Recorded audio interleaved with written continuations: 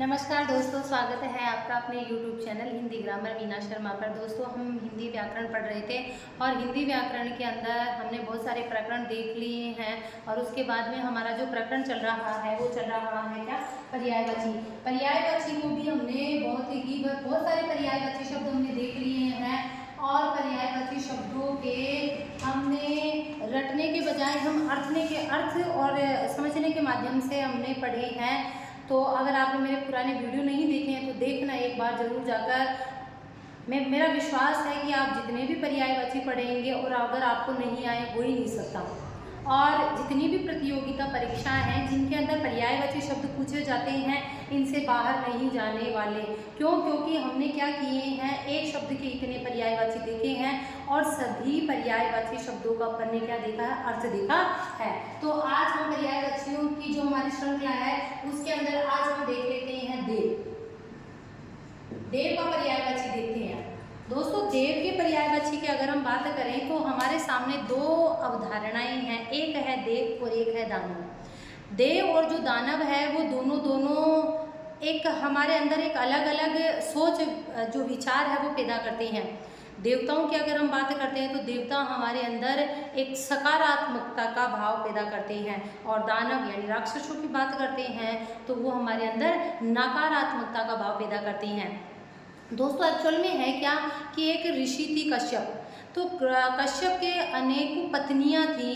उन पत्नियों के अंदर अदिति भी थी, हमारी सुरभि भी थी और हमारी दीति भी थी। अनेक पत्नियां थी। तो जो अदिति के जो पुत्र हुए वो आदित्य कहलाए, यानी देवता कहलाए।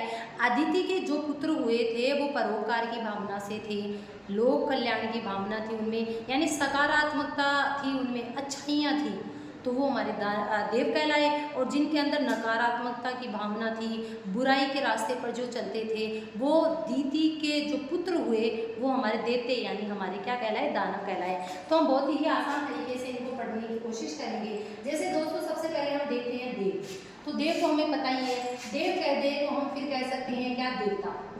देवता कह सकते हैं। सूर्य जैसा नाम आपको पता ही है कि सूर्य किसको कहते हैं, देवताओं को कहते हैं। अब मैंने बताया कि ये क्या थे, अदिति के पुत्र थे। कौन? हमारे देव। अदिति के पुत्र थे इसलिए ये क्या कहलाए, हमारे आदित्य कहलाए। इसके अलावा हम बात करते हैं, जैसे अदिति के पुत्र थे तो हम आदित्य के अलावा अदिति नंदन भी कह सकते हैं, अदिति आत्मज भी कह सकते हैं। तो हम ऐसे भी कह सकते हैं कि अदिति के आगे अगर हम पुत्र की पर्यायवाची लगा देंगे तो वो हमारे सारे के सारे किसके बन जाएंगे, देव के बन जाएंगे।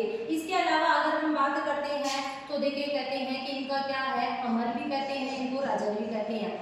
होता क्या है, अजर और अमर इसलिए कहते हैं क्योंकि देवताओं ने किसका पान कर रखा है, अमर पान कर रखा है, यानी उन्होंने ऐसा पान कर रखा है जिसके कारण वो कभी भी जर यानी बूढ़े नहीं होंगे और अमर यानी कभी भी मरेंगे नहीं। जो कभी बूढ़ा नहीं होता वो अजर यानी देवता कभी बूढ़े नहीं होते और अमर यानी इनकी मृत्यु भी नहीं होती। तो अजर और अमर भी इनको हम कहते हैं। इसके अलावा हम कह सकते हैं, जैसे एक शब्द चलता है गिरवाण। गिरवाण दोस्तों सिर्फ हमें याद करना है, रखना है। ये गिरवाण की अगर हम बात करते हैं तो इस शब्दों में ऐसे गिरवाण शब्द को अगर हम देखें तो ऐसे कह सकते हैं, गिरवाण यानी गिर एक स्वर्ग के रूप में लेते हैं कि स्वर्ग में रहने वाला एक श्रेष्ठ है जो, उसको कहते हैं क्या, गिरवाण। स्वर्ग में रहने वाले श्रेष्ठ को हम क्या कहते हैं, गिरवाण। तो गिरवाण शब्द को हमें या तो इस तरह से देखना है कि जो स्वर्ग में रहने वाले जो क्या है, श्रेष्ठ है, इस कारण हम इनको क्या कहते हैं, गिरवाण कहते हैं। और इसके अलावा हम कह सकते हैं त्रिदश।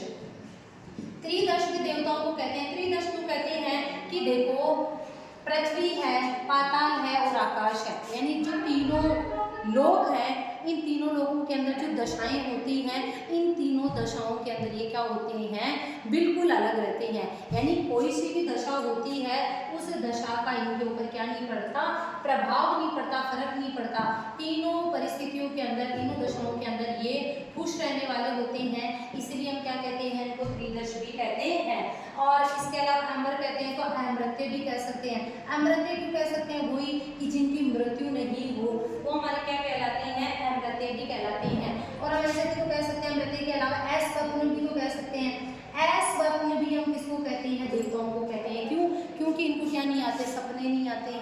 सुख दुख सब इनकी समान परिस्थितियाँ इनके जीवन में रहती हैं, तो है स्वप्न भी हम इनको कह सकते हैं। इसके अलावा अगर हम बात करें तो और शब्द अगर इनका देखें तो एक शब्द चलता है इनका क्या, बहिर्मुख। देखो बहिर्मुख जो बाहर की तरफ देखता है, बहिर्मुख शब्द का हमें अर्थ निकालेंगे, उसी के माध्यम से हमें देवता का पर्यायवाची अच्छे से याद होगा।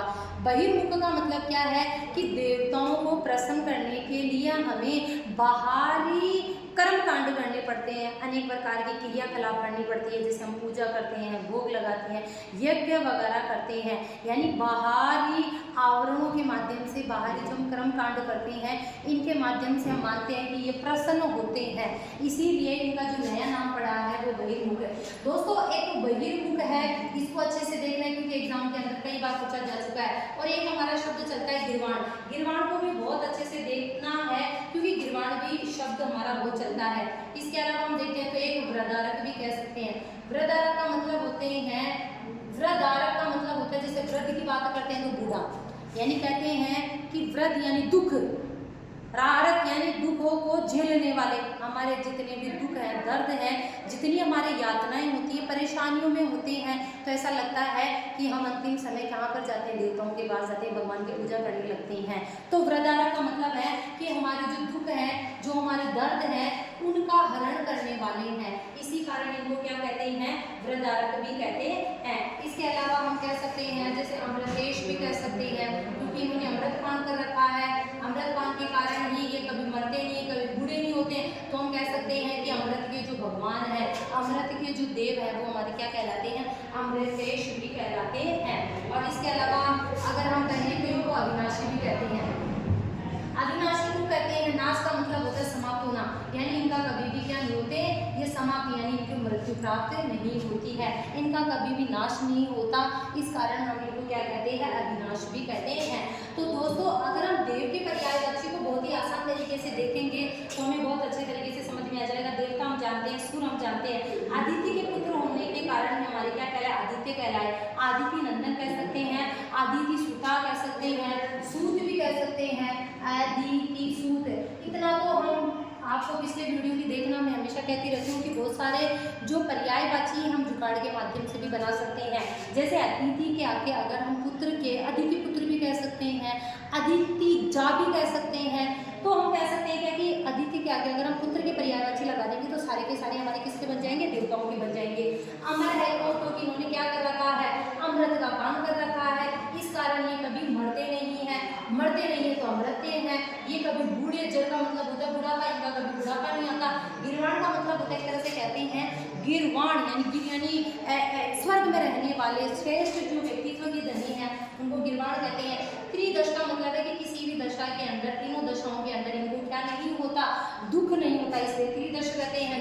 वृदारक का मतलब है कि हमारे जो भी दुख है, दर्द है, इनका हरण करने वाले को, यानी हमें दुख, जो भी दुख दर्द होता है उसको मिटाने के लिए हम कहाँ जाते हैं, भगवान के पास जाते हैं, देवों को कह सकते हैं। अमृतेश भी कह सकते हैं कि अमृत का पान करने के कारण अमृतेश कहलाते हैं। बहिर्मुख का कारण क्या है कि जब हम जिनको हम बाहरी क्रियाकलापों के माध्यम से प्रश्न करते हैं वो हमारे क्या कहलाते हैं, बहिर्मुख कहलाते हैं। इसके अलावा अमृत पान भी हम देख सकते हैं। तो दोस्तों देव है, उनके पर्यायवाची हमें बहुत ही अच्छे से समझ में आ गए कि हमारे जो कश्यप ऋषि थे, इस कश्यप ऋषि के अनेक संतान थी, उन्हीं संतानों के अंदर वो पत्नियां थी, उन्हीं पत्नियों के अंदर एक पत्नी थी अदिति, और अदिति के जो पुत्र कहलाए वो ये थे। इनका कहने का मतलब है कि जो हमारे अंदर सकारात्मक सोच पैदा करने वाले को कहलाए देव, और जो नकारात्मक नेगेटिविटी जो लाने वाले कहलाए हमारे क्या, दानव। तो देव के साथ साथ हम दानवों की पर्यायवाची भी देख लेते हैं। दानवों के अगर पर्यायवाची की बात करें तो जो देव थे वो अदिति के पुत्र थे, और जो हमारे दानव थे, हमारे राक्षस थे, यानी हम बात करते हैं किसकी, दानव की। जो हमारे दानव थे वो एक तो इनके पिता का नाम क्या था, धनु। धनु के पुत्र जब कहते हैं कि धनु में प्रत्यय जोड़ते हैं तो शब्द बन जाता है क्या, दानव। ए का आ बन गया, और पता है कि ऊ को गायब करके आप का साउंड आ जाता है तो हमारा ये दानव बन गया, हमने प्रत्यय भी देख लिया है। इसी प्रकार दीति के पुत्र होने के कारण हम कह सकते हैं क्या, दैत्य कह सकते हैं। दीति में जब यह प्रत्यय जोड़ेंगे तो शब्द बन जाता है क्या, दैत्य। तो दीति के पुत्र होने के कारण क्या कहलाए, ये दैत्य कहलाए। इसी प्रकार हम कह सकते हैं, अभी हमने जुगाड़ वाला बताया था क्या कि दीति इसके अंदर हम क्या कर देंगे, पुत्र के पर्यायवाची जोड़ देंगे तो सारे के सारे हमारे किसके हो जाएंगे, दानव कह जाएंगे। तो दीप्ति नंदन कह सकते हैं, दीप्ति सूत कह सकते हैं, दीप्ति पुत्र कह सकते हैं, आत्मज कह सकते हैं। तो ये वाले तो हमारे जुगाड़ हैं। हमें पता है कि इनकी माता का नाम क्या था, दीप्ति था, तो इसलिए दैत्य कहलाए, दीप्ति नंदन कहलाए, दीप्ति सूत कहलाए। इसके अलावा अगर हम बात करते हैं तो राक्षस तो हम जानते ही हैं। एक शब्द चलता है याकुधान। इस याकुधान को बहुत ही अच्छे से याद कर लेना, बड़ा ही मोस्ट है यह शब्द, बड़ा ही महत्वपूर्ण है। कई एग्जामों के अंदर पूछा जा चुका है, जबकि है कुछ भी नहीं इसके अंदर। यातु का मतलब अगर हम ले तो इसका मतलब होता है यातना, दान का मतलब होता है देने वाला। हमें यातना, हम कहते हैं कि भूत है जो हमें क्या करते, दानव है, राक्षस, हमें क्या करते थे, पहले यातना देते थे। इसी कारण यातुदान यानी यातना देने के कारण ही ये क्या कहलाए, हमारे यातुदान कहलाए। इसके अलावा हम कह सकते हैं सुरारी कह सकते हैं। सुरारी यानी सुर यानी देवताओं के, सुर धन अरि संधि करके हमने दीर्घ स्वर संधि करके शब्द बना दिए क्या, सुरारी। सुर का मतलब होता है देवताओं के, अरि यानी शत्रु, जो देवताओं के शत्रु हैं वो हमारे क्या कहलाए, सुरारी कहलाए। इसके अलावा अगर हम बात करते हैं दैत्य कह दिया, इसी प्रकार हम दैत्य भी कह सकते हैं इनको अनुस्वार लगा के। इसके अलावा और अगर हम बात करें तो कोई शब्द नहीं बच रहा। इसके अलावा जैसे रात को ये निशाचर, रात को विचरण करते हैं, निशाचर तीन जगह काम आता है। निशाचर हम चोर भी रात को चोरी करते हैं तो चोर के लिए भी कह सकते हैं। और हमारा जो चंद्रमा है वो भी रात को ही विचरण करते हैं, इसीलिए हमें निशाचर भी कह सकते हैं, निशाचर भी कह सकते हैं, रजनीचर भी कह सकते हैं। कहने का मतलब क्या है कि हम रात के पर्यायवाची के आगे अगर चर लगा देंगे तो वो सारे के सारे हमारे चोर के, चंद्रमा के और हमारे दानव के पर्यायवाची बन जाएंगे। रात को चलने वाले चोर चलते हैं, चंद्रमा चलता और दानव चलते हैं। निशा यानी रात, रजनी यानी दान। तमचर भी कह सकते हैं, तम यानी अंधेरे के अंदर जो चलने वाले हैं वो हमारे क्या कहलाते हैं, तमचर कहलाते हैं। इसके अलावा और कोई नहीं बच रहा शब्द, हमने देख लिया है। एक को शंबर भी कहते हैं कि जो शंबर है वो इन राक्षसों के यानी कि इन राक्षसों के एक महान राक्षस थे जिनकी संतान ऐसे कहते हैं, लोक कथाएं हैं पुरानी कि एक शंबर नाम का एक महान राक्षस था जिनकी संतान क्या कहलाई, ये राक्षस कहलाई। तो हम इनको ये भी कह सकते हैं। तो दोस्तों अगर हम शब्दों में से देखो सारे के सारे शब्द ऐसे हैं जिनके अंदर हमें कोई रटना नहीं है, कोई ट्रिक नहीं लगानी, शब्दों के अंदर ही पर्यायवाची अपने आप, यानी हम एक शब्द से कितने शब्द सीख रहे हैं, उनके अर्थ सीख रहे हैं। अगर देखें तो हम संधि भी सीख रहे हैं, ये प्रत्यय देख लिया, ए प्रत्यय देख लिया। अगर हम व्याकरण को एक दृष्टिकोण से नहीं पढ़े, एक दृष्टिकोण का मतलब जब हम पर्यायवाची पढ़ रहे हैं तो सिर्फ पर्यायवाची पर ही हमारी नजर नहीं रहनी चाहिए। हमने शब्द को देख लिया तो शब्द में देखना चाहिए कि शब्द में ग्रामर यानी व्याकरण से संबंधित और कुछ भी अर्थ निकल सकता है क्या, व्यावहारिक रूप से क्या इसमें संधि है, क्या प्रत्यय है, क्या क्या उपसर्ग है, क्या कोई समास है क्या। तो इस तरह से भी अगर हम देखेंगे तो हमारी जो हिंदी ग्रामर है वो मजबूत बनती जाएगी। ठीक है। इसके अलावा जैसे हम कह सकते हैं कुदेव भी कह सकते हैं, जो देव नहीं है, जो बुरे हैं तो इनको कुदेव भी कह सकते हैं। तो हमें बहुत ही आसान तरीके से दानवों के पर्यायवाची समझ में आ गए हैं। इसके अलावा हमने बहुत सारे देवी देवताओं के पर्यायवाची लगभग हमने पूरे से कर लिए थे। हमने ब्रह्मा के, विष्णु के, शिव जी के देखे, इंद्र के नहीं देखे थे, हम इंद्र के पर्यायवाची भी देखे थे। देखो इंद्र के पर्यायवाची की अगर हम बात करते हैं, इंद्र के पर्यायवाची, तो इंद्र की अगर हम बात करते हैं तो इतना तो दोस्तों हमें पता है कि यह क्या थे, सभी जो सुरपति कह सकते हैं। सुरपति क्यों कह सकते हैं, क्योंकि सभी देवताओं के क्या थे, पति यानी स्वामी थे। सुरपति कह सकते हैं, सुरेश भी कह सकते हैं, सुरेश, सूर धन ईश, ईश यानी वही संधि हो गई, देखो हमारी गुण संधि हो गई। सुरेश, सूर्य यानी देवताओं के, ईश यानी भगवान, तो सुरेश भी हम कह सकते हैं। क्यों कह सकते हैं सुरेश, क्योंकि सूर्य यानी देवताओं के जो ईश है हमारे, सुरेश कहलाए। इसके अलावा हम इनको पुरंदर भी कह सकते हैं, पुरंदर कह सकते हैं, मध्वा भी कह सकते हैं। कहते हैं कि इन्होंने भी मधु नामक राक्षस का वध किया था, इसलिए इनको मध्वा कह सकते हैं। और इसके अलावा अगर हम देखें तो इनको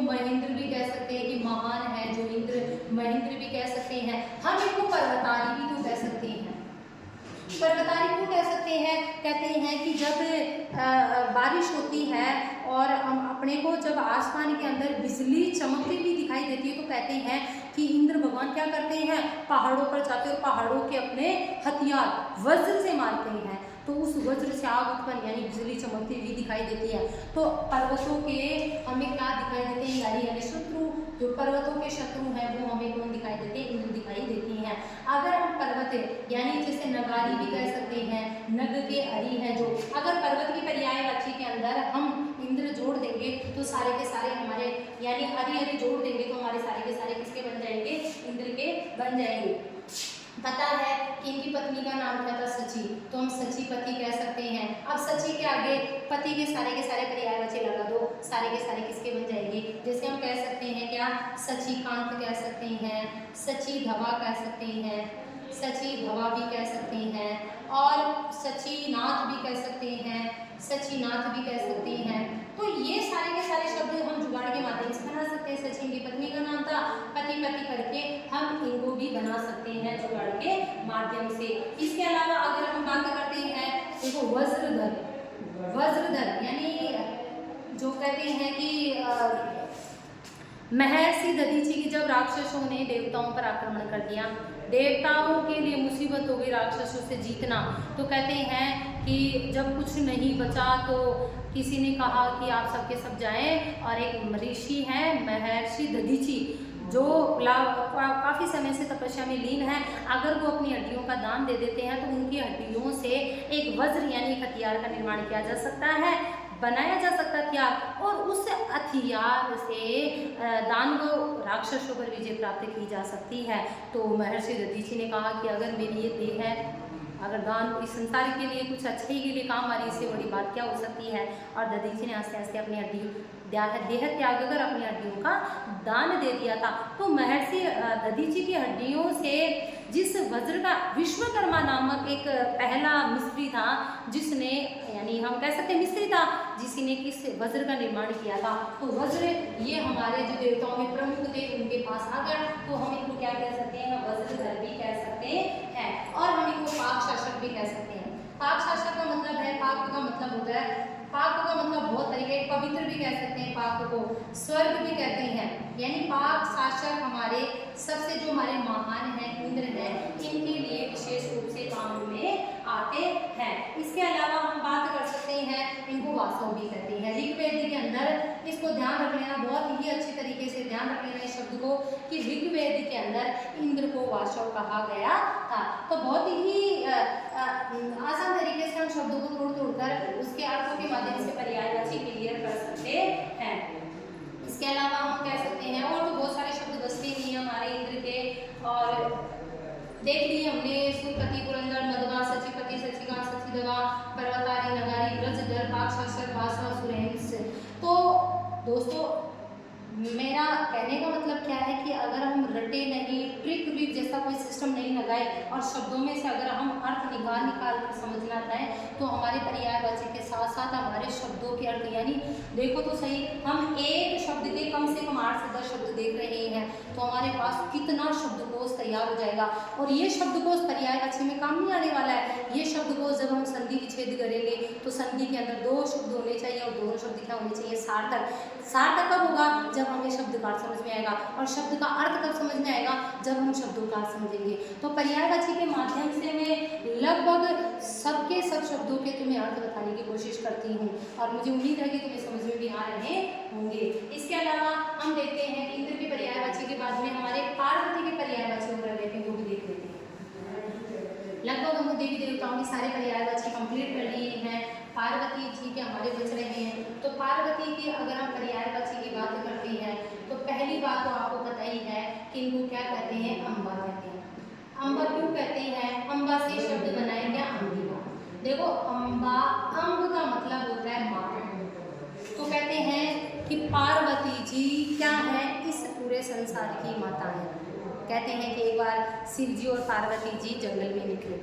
शिव जी निकल रहे थे, लेकिन पार्वती जी भी जिद करती है कि मैं भी आपके साथ वन में घूमने चलूँगी। पार्वती जी ने बहुत हट की। शिव जी ने मनाया कि आप मेरे साथ नहीं चल सकती, क्योंकि संसार के जो ये संसार है इतना दुखों से भरा हुआ है कि आप हर एक पैर उठाएंगे और हर जगह कहेंगे कि हे प्रभु आप इसके दुखों से निवृत्त करो, बाहर निकालो। तो इस संसार की मैं किस किस को बाहर निकालूंगी, लेकिन हट कर ली। और वह क्या करे, पार्वती जी उनके साथ चले गए और उन्होंने देखा कि हर जगह उनको ये संसार इतना दुखी दिखा। तो हर एक लोगों पर यानी माँ की तरह दया करने वाली कौन है, हमारी अंबिका, अम्बा भी हम कह सकते हैं। इसके अलावा हम कहते हैं कि जो हमारी जो पार्वती है हिमालय की पुत्री कहलाती है, यानी पर्वतों की, तो हम कह सकते हैं क्या, गिरिजा। गिरिजा भी कह सकते हैं, यानी कह सकते हैं कि पर्वत की पुत्री कहलाती है हमारी पार्वती। तो जब हम पर्वत के पर्यायवाची के आगे अगर हम जा लगा देंगे तो सारे के सारे पार्वती के बनने वाली हैं। शेरजा कह सकते हैं, शेर का मतलब क्या होता है, हमारी शेर का मतलब होता है पर्वत, जा का मतलब होता है जन्म लेने वाली। देखो एक शब्द है जो आर्या है, ये शब्द वर्तमान में अब देख लेना लगभग एग्जाम में नहीं पूछा गया है, लेकिन आगामी परीक्षा जो भी होने वाली है और पर्यायवाची अगर है तो देख लेना आर्य शब्द पूछा जाएगा।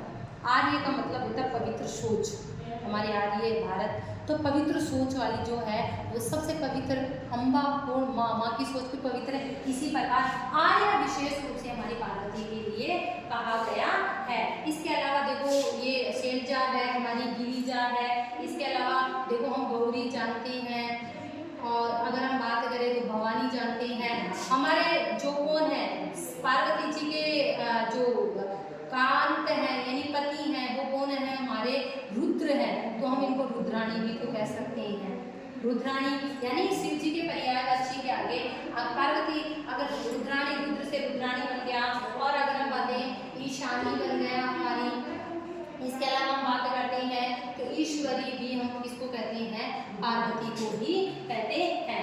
इसके अलावा भवानी शेरजा के अलावा शिव से क्या बन गई, शिवा बन गई, शिव की पत्नी है जो कौन, शिवा बन गई। इसके अलावा एक और जो नाम चलता है वो नाम चलता है इनका मेनाक भी चलता है। कहते हैं कि इनकी मेनाक की कहेंगे कि इनकी माता का नाम क्या था, मेनाक था, तो मेनाक की पुत्री क्या कहलाई, मेनाकी। इस शब्द को भी बहुत ही अच्छे से देख लेना, क्योंकि सारे के सारे शब्द हैं, हम अर्थ लगा कर भी हम देख सकते हैं कि अम्ब का मतलब माता अंबिका, ये गिरी यानी पर्वत, पुत्री शेरजा, ये सारे देख सकते हैं। लेकिन एक तो आर्या है और एक मेनाकी है, इन शब्दों को बहुत ही अच्छे तरीके से देख लेना। मेनाकी कह सकते हैं, तो अगर मेनाकी कहें तो हम कह सकते हैं ना कि मेनाक इनकी माता का नाम था, तो पुत्री के पर्यायवाची लगा दो, सारे के सारे पर्यायवाची पार्वती के बन जाएंगे। मेनाक सूखा हो जाएगा, मेनाक नंदनी हो जाएगा, मेनाक आत्मज हो जाएगा, मेनाक पुत्री हो जाएगा। तो ये तो जुगाड़ वाले हैं, ये सारे के सारे शब्द हम खुद भी बना सकते हैं। इसके अलावा और अगर हम बात करें सर्वमंगला भी तो कह सकते हैं। क्यों कह सकते हैं कि जो अम्बा है वो हमेशा क्या सोचती है, अच्छा सोचती है सबके लिए, तो हम सर्वमंगला भी कह सकते हैं। सर्वमंगला बहुत ही आसान शब्द है, सर्वमंगला यानी सभी का मंगल चाहने वाली, तो हम क्या कह सकते हैं, इनको सर्वमंगला भी कह सकते हैं। तो दोस्तों पार्वती की पर्यायवाची हमें बहुत अम्बा क्यों कहते हैं, अंबिका क्यों कहते हैं, गिरिजा क्यों कहते हैं, शेरजा क्यों कहते हैं, शिवा क्यों कहते हैं, आर्या क्यों कहते हैं, मेनाकी क्यों कहते हैं, भवानी हम जानते ही हैं कि हमारी भवानी माता है इसलिए हम कहते हैं। इसके अलावा और बात करें और तो कोई भी बसता, शिवानी भी कह दो, वही शिव की पत्नी है जो शिवानी बहुत नाम भी चलता है, शिवा भी चलता है। शिवानी देख लो, मेनाक सूखा हो गया, मेनाक नंदिनी हो गया, मेनाक आत्मजा हो गया, मेनाक पुत्री हो गया। और एक कहते हैं अर्पणा नाम, देख लो ये अर्पणा नाम भी बहुत ही इम्पोर्टेंट है। एक बार नहीं अनेक बार प्रतियोगिता परीक्षा में पूछा जा चुका है। और मैं तो आपको बार बार में कह रही हूँ कि जो जिस भी एग्जाम के अंदर पर्यायवाची आएंगे इसके बाद कुछ नहीं आने वाला, क्योंकि मैंने लगभग जो एग्जाम में पूछे जा चुके हैं और इसके अलावा जो पूछे जा सकते हैं सारे के सारे शब्दों को मैं लेके आई हूँ और उनका अर्थ बता कर आपको समझाने की कोशिश कर रही हूँ। देखो अर्पणा का मतलब ये है कि पार्वती जी शिव जी से ब्याह करना चाहती थी, लेकिन शिव जी हैं उनसे विवाह करने के लिए तैयार नहीं है। इसीलिए कहते हैं कि माता पार्वती ने कठिन तपस्या की थी, बहुत कठिन तपस्या की थी। एक स्थिति ऐसी आ गई थी कि यह अर्पण का मतलब होता है पत्ते, अर्पणा का मतलब होता है कि जंगल के अंदर पत्ते खाकर अपना समय व्यतीत करती थी। और एक समय ऐसा आ जाता है जिस समय जंगल में पत्ते तक नहीं बचते। तो अर्पणा का मतलब क्या है? पत्ते खाने वाली किस पार्वती जी, जो किसके लिए? शिव से विवाह करने के लिए जो कठिन जिन्होंने तपस्या की थी, वहीं से इनका नाम पड़ गया क्या? अर्पणा। इसके अलावा एक नाम चलता है इनका मृणाली भी नाम ध्यान रखो, एक चलता है मृणाली। ये मृणाली नाम है, इसको ये रूढ़ शब्द है, इसको ऐसे ही याद कर लेना।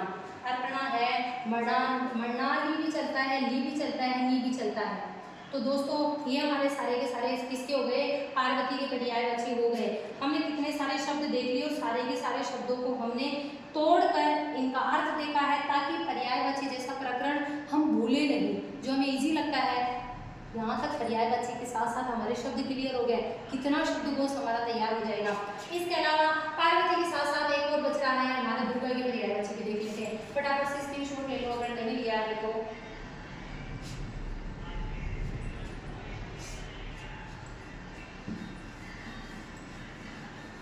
दुर्गा के पर्यायवाची और बच रहे हैं, उनको भी देख लेते हैं।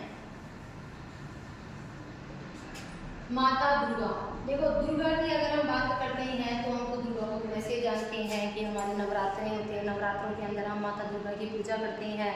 इनके अंदर जो 9 दिन की पूजा है, वो 9 दिन की पूजा करने के बाद में कहते हैं कि इच्छित जो हमारी मनोकामना है वो पूर्ण होती है।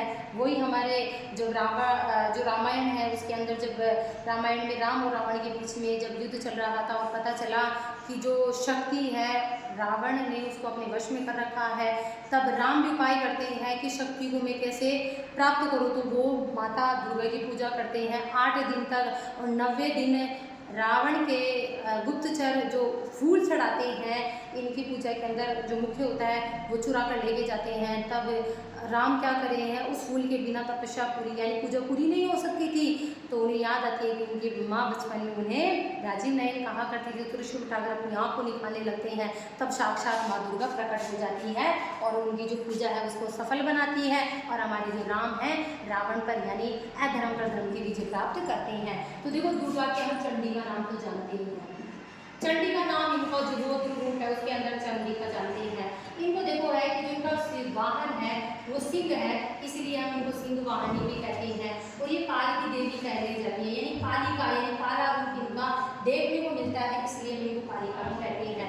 ये देखो लोगों के कहते हैं कि 8 दिन अगर 9 दिन हम पूजा करेंगे तो किसके लिए चाहते हैं पूजा? हमारा कल्याण करने के लिए चाहते हैं। तो ये हमारा कल्याण करने के कारण हमारा क्या कहलाती है? कल्याणी भी कहलाती है। लोगों का कल्याण करने के कारण ये क्या कहलाती है? कल्याणी भी कहलाती है। हमारी गौरी वो है, तो ये क्या है? हमारी महागौरी है, यानी हमारा कल्याण पार्वती से ज्यादा भी हमारी दुर्गा चाहती है, तो हम इनको क्या कह सकते हैं? महागौरी कह सकते हैं, कामाक्षी भी कह सकती हैं। कहते हैं कि जब हमें नवरात्रों में माँ दुर्गा की पूजा करते हैं तो हमारे मन के अंदर जो काम की भावना होती है वो उसके प्राप्त करने के लिए हम कामाक्षी की दुर्गा को कह सकते हैं। और इसके अलावा एक इनका नाम जो चलता है वो चलता है सुभद्रा। इसको बहुत ही अच्छे तरीके से याद कर लेना। किसका? सुभद्रा किसका है? माँ दुर्गा का पर्यायवाची है। सुभद्रा, सुभद्रा एक दो बार बोलोगे तो अच्छे से याद, दुर्गा, भद्रा, भद्रा, दुर्गा, तो ऐसे भी तुम्हें याद रह सकता है। इसके अलावा कहते हैं कि ये दुर्गमा कह सकते हैं। दुर्गमा इनका नाम क्यों चलता है कि कहते हैं कि दुर्गा ने दुर्गम राक्षस, तभी से इनका नाम दुर्गा पड़ा है कि दुर्गम एक राक्षस था जो बहुत भयंकर था। हमारी दुर्गा माता ने क्या किया था? इनका वध किया था। तभी से ये दुर्गेश्वरी भी कह सकते हैं, हम दुर्गेश्वरी भी कह सकते हैं। क्यों कह सकते हैं? क्यों? क्योंकि दुर्गम जो दुर्गमा इसलिए कहते हैं कि जो दुर्गम नामक राक्षस था इसका जो ईश्वरी है इसका वध करने के कारण इसको क्या कहते हैं? वो कहते हैं हम। इसके अलावा इनका एक नाम वो चलता है अजा। तो चंडी भी कहते हैं इनको, चंडी भी नाम देख लो। तो दोस्तों अगर हम बात करते हैं तो दुर्गा के पर्यायवाची के अंदर हमें सारे शब्दों में से अर्थ के माध्यम से हमें समझ में आ गया। चंडिका क्यों कहते हैं? सिंह इनका वाहन इसलिए कहते हैं, कालिका कहते हैं, कल्याणी कहते हैं, महागौरी कहते हैं, कामाक्षी कहते हैं, सुभद्रा कहते हैं, दुर्गमा कहते हैं। एक शब्दों में चलता है ना चामुंडा माता, चामुंडा, चंडिका, ये इनके नाम चलते हैं। तो हम धात्री भी कहते हैं, अच्छा कहते हैं। और एक शक्ति की हम बात कर रहे हैं, शक्ति को हमारी दुर्गा, ये तो हम बात ही कर रहे हैं कि शक्ति को अपने वश में करने के लिए तो शक्ति हम दुर्गा को कहते ही हैं। तो दोस्तों हमारे जितने भी पर्यायवाची हैं वो हमने करने की कोशिश की है। लगभग हम देवी देवताओं के पर्यायवाची कर रहे थे और देवी देवताओं के पर्यायवाची में लगभग हमारे सारे देवी देवता कंप्लीट हो चुके हैं। और दोस्तों मैंने बहुत ही आसान तरीके से शब्दों के अर्थ निकाल कर आपको समझाने की कोशिश की है। और मेरा विश्वास और मैं कहती हूँ कि जो मैंने पर्यायवाची करवा दी इनसे बाहर एग्जाम में कुछ नहीं पूछा जाने वाला। हमने लगभग सारे के सारे शब्द अर्थ के साथ देख लिए हैं। अगर आपको मेरा ये वीडियो अच्छा लग रहा है और अगर आप चैनल पर नए हैं तो प्लीज़ सब्सक्राइब कीजिए और ज़्यादा से ज़्यादा शेयर कीजिए ताकि और भी जो प्रतियोगिता की तैयारी कर रहे हैं उन लोगों तक पहुँचे। और लाइक तो बनता ही है। Thank you.